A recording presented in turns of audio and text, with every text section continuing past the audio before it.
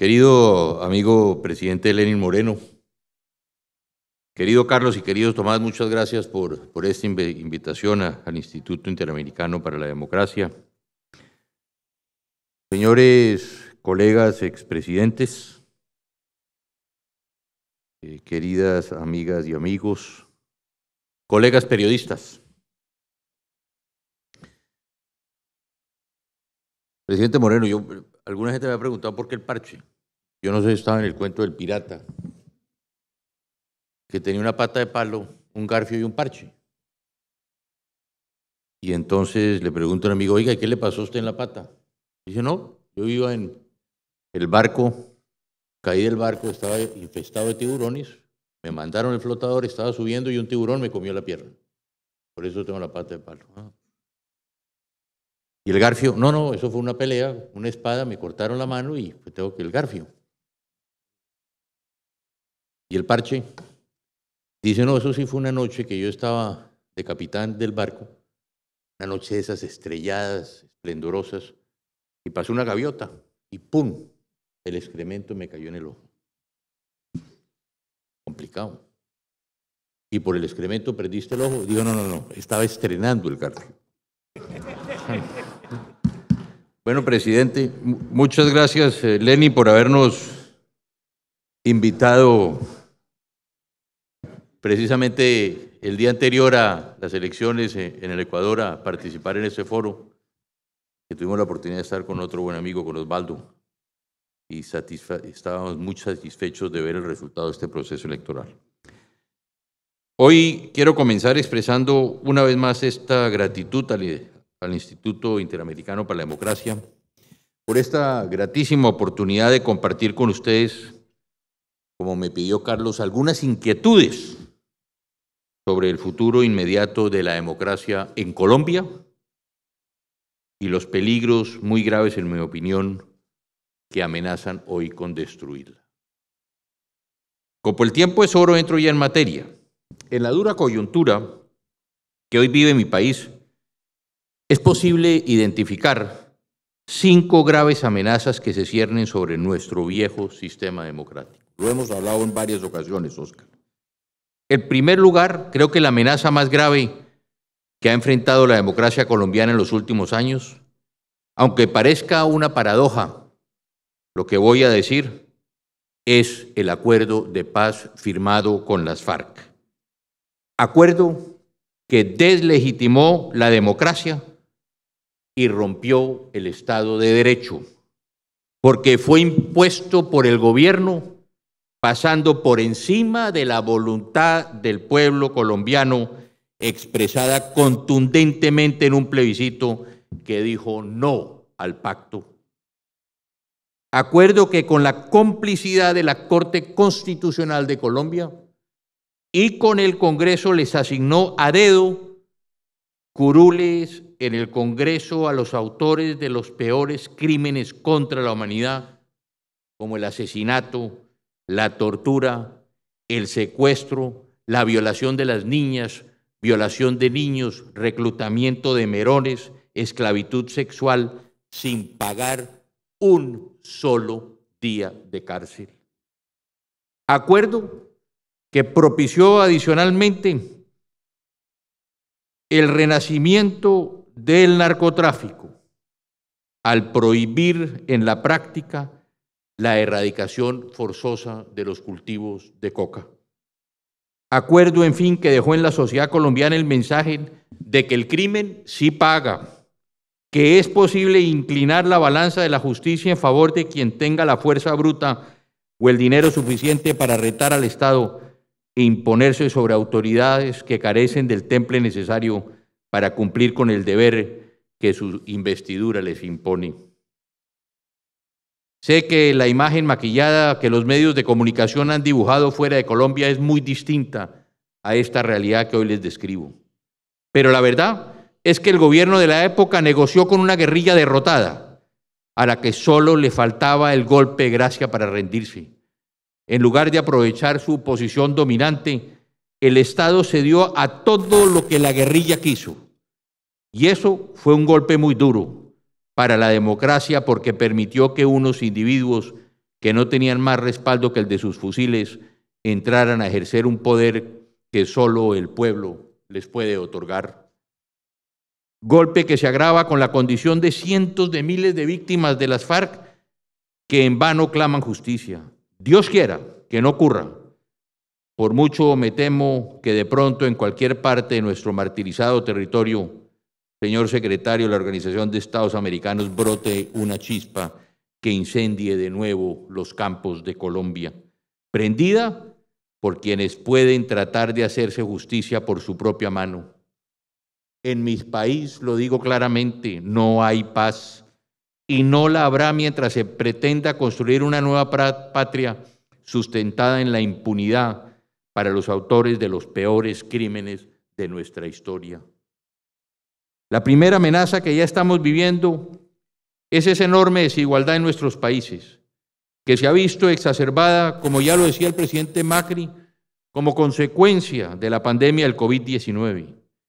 No más mencionar que la pobreza en Colombia, en datos de la última semana, en el último año creció en más del 20%, con cual todos los avances que habíamos tenido en materia social en los últimos 10 años se vieron borrados de un tajo. De no ser capaces de poder dar una respuesta pronta y adecuada y completa que reverse esta situación y que nos haga avanzar nuevamente en la lucha contra la pobreza y el hambre, nuestros compatriotas podrán pensar que la democracia no es lo que podrá solucionar sus problemas y, decepcionados de este sistema, tendrán la tentación de acudir a los cantos de sirena de quienes les ofrecen ríos de leche y miel, que por supuesto acaban convertido en lodo y más pobreza. Precisamente por lo anterior, y si no somos capaces de adoptar pronto y dentro de los caminos de la democracia las soluciones adecuadas. La segunda gran amenaza que se cierne sobre nuestra democracia, ya lo dijo también Macri, proviene del populismo, esa omnimiosa sombra negra que se extiende sobre todo el continente haciendo estragos en todas partes. El populismo es un cáncer para la democracia, porque genera en las masas sometidas a la pobreza expectativas imposibles de cumplir, siembra en los corazones el odio de clases, porque les predica que toda la culpa de los problemas sociales lo tiene una oligarquía insensible que los explota y los roba, y pregona el poder omnipotente del Estado, el cual debe concentrar todo el poder y regular la economía a su antojo para alcanzar el nuevo paraíso. Ese paraíso del proletariado que hace más de 100 años prometió Lenin y que, salvo Cuba, Nicaragua y Venezuela, los países han abandonado ese modelo fallido. De lo que se trata es de brindar igualdad de oportunidades para todos. Y ya está hasta la saciedad demostrado que no hay un mejor camino para ello que a través de la educación. Un acceso oportuno a la educación de buena calidad para todos es la base insustituible para avanzar en superar la desigualdad. Sin embargo, quienes pregonan hoy gritando más que es necesaria la igualdad son uno de sus mayores obstáculos. Pero fíjense, ustedes cómo está operando hoy en la práctica en mi país, actualmente como consecuencia de la pandemia que nos azota a todos, los niños colombianos que tienen el privilegio de estudiar en colegios privados, que tienen en sus hogares el Internet y sus computadores, que tienen un sistema mixto de enseñanza que les permite recibir unas clases virtuales e ir también a sus colegios a recibir presencialmente otras y a compartir con sus compañeros. Entre tanto, FECODE, que es la entidad que agrupa a los maestros de los colegios públicos, se niega a aceptar la posibilidad de las clases presenciales, a sabiendas de que muchos de sus alumnos no pueden recibir las clases virtuales porque no tienen acceso al Internet ni computadoras en sus casas.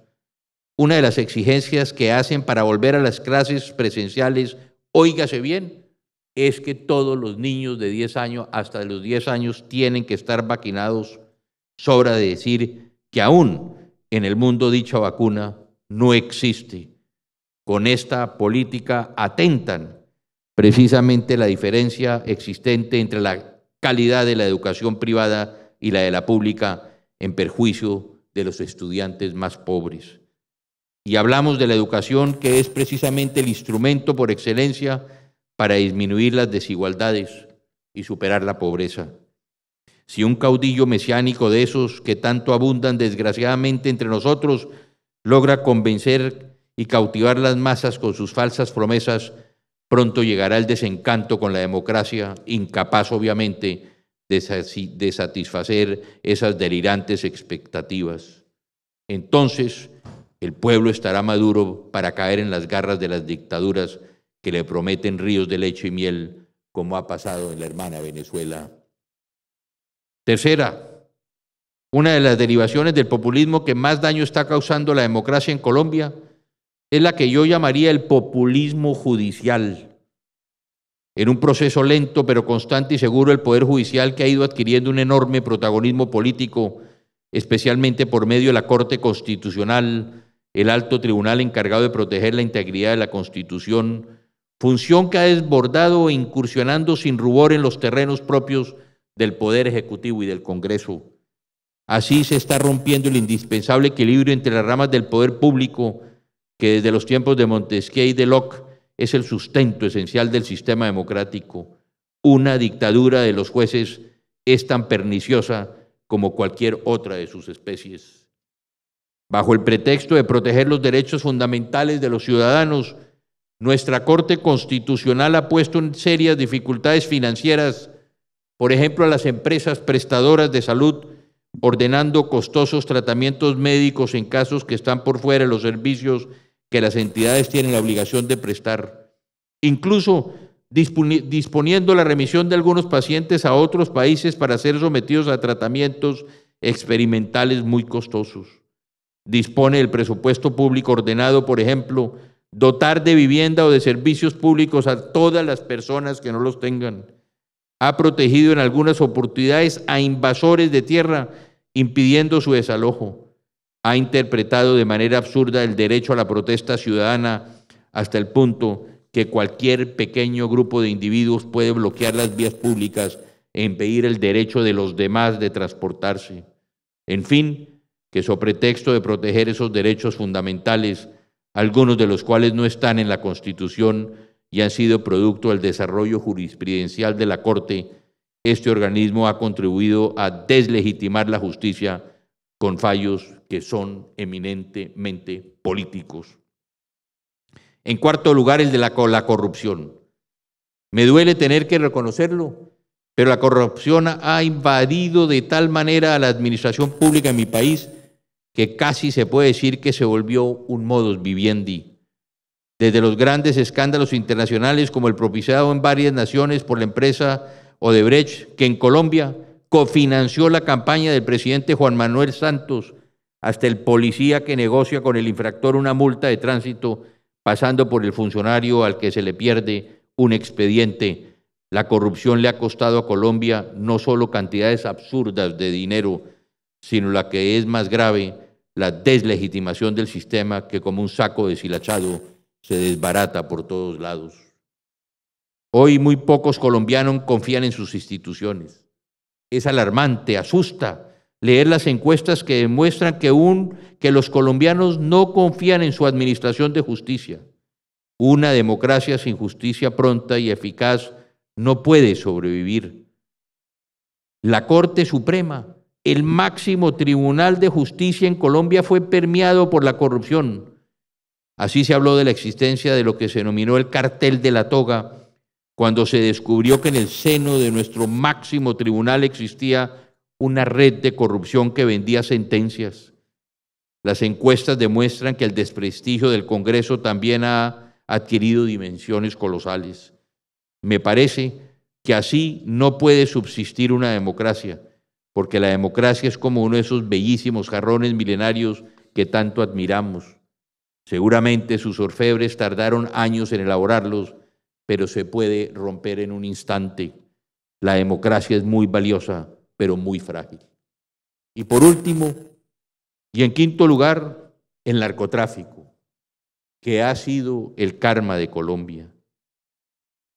Hay colegas expresidentes que hablan y predican a nivel mundial que la lucha contra la droga se perdió y que hay que cambiar esa estrategia. ¡Qué error más grande! El Plan Colombia es una muestra clara de que sí puede derrotarse el narcotráfico. La estrategia de este plan consistió en fortalecer las Fuerzas Armadas y de Policía como nunca antes en su historia, fortalecimiento de la justicia, inversión social de la mano con la sustitución de cultivos, lucha frontal contra el narcotráfico a través de la fumigación y todo lo anterior basado en la tesis de la corresponsabilidad.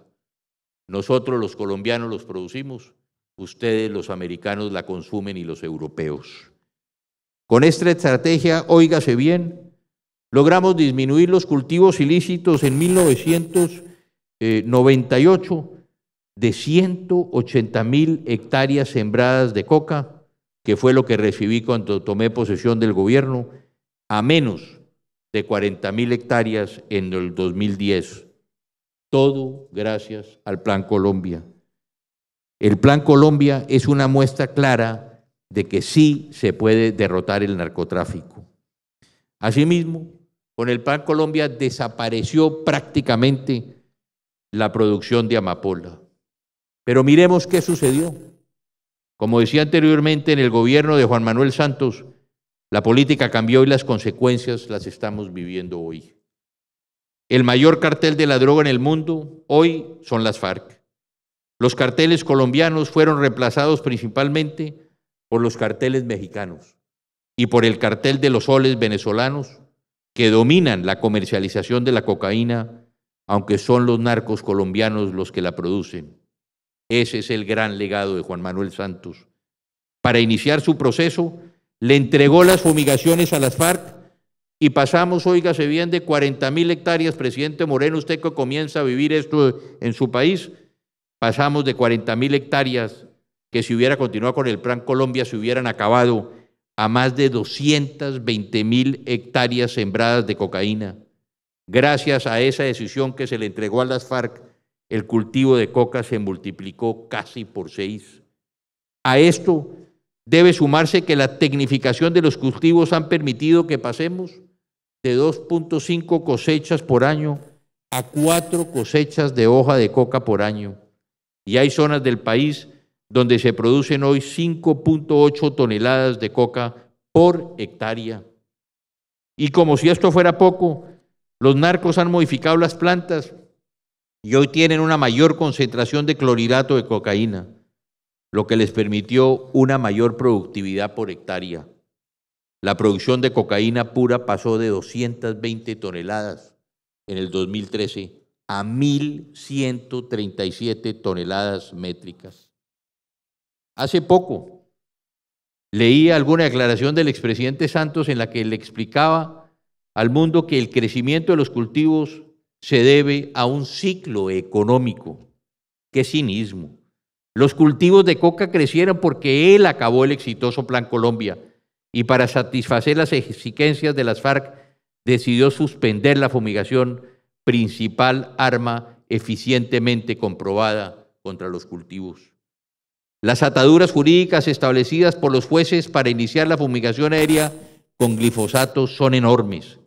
La izquierda en Colombia está empeñada en seguir luchando contra el uso del glifosato, pero se tapan los ojos frente al grave daño ambiental, el causado por los químicos usados en los cultivos de coca y en el procesamiento de la cocaína, y que desde luego por la deforestación para la siembra del cultivo maldito. Óigase bien, para procesar la hoja y fabricar la cocaína, los precursores químicos que se usan, entre otros, son ácido sulfúrico, acetona, éter, permanganato, cemento, gasolina, entre otros. Se han identificado cerca de 35 químicos distintos que se usan en el procesamiento de la cocaína. ¿Y a dónde van todos esos precursores químicos? A la selva y a los ríos. A esos ríos de las selvas húmedas en enormes cantidades. Y según el último estudio disponible de las Naciones Unidas, la demanda para la producción de pasta de coca y cocaína es de 92.000 toneladas de insumos sólidos y 469 millones de litros de sustancias líquidas, entre los cuales 2.6 millones de litros son de ácido sulfúrico. Los decomisos de insumos se acercan al 30% de la demanda, lo que significa que el 70% de los insumos acaban como residuos altamente contaminantes en la selva. Y a estos químicos debe sumársele el usado por los cultivadores de coca para mantener los cultivos libres de maleza, como los fertilizantes. El principal de ellos, el glifosato, usado en altas dosis para combatir la maleza de las zonas selváticas. Para sembrar la coca, óigase bien, Colombia, hemos destruido 2.8 millones de hectáreas de selva húmeda y de bosques en los últimos 10 años. La conclusión no es difícil. El narcotráfico es el gran enemigo del medio ambiente, es el gran enemigo de los colombianos, es el gran enemigo de nuestra democracia y no me equivoco en decir el gran enemigo de toda la comunidad internacional. Queridos amigos y amigas, aunque con rostros y protagonistas diferentes, me parece que las circunstancias que amenazan la democracia son muy similares en todos los países latinoamericanos. Debemos defender entonces y debemos trabajar juntos, unirnos para defender sus valores contra el estatismo y la autocracia que quieren asfixiar nuestros principios. Enarbolemos las banderas de la libertad y de la justicia social. No hay democracia sin libertades, no hay democracia sin justicia, no hay democracia con hambre. Muchas gracias.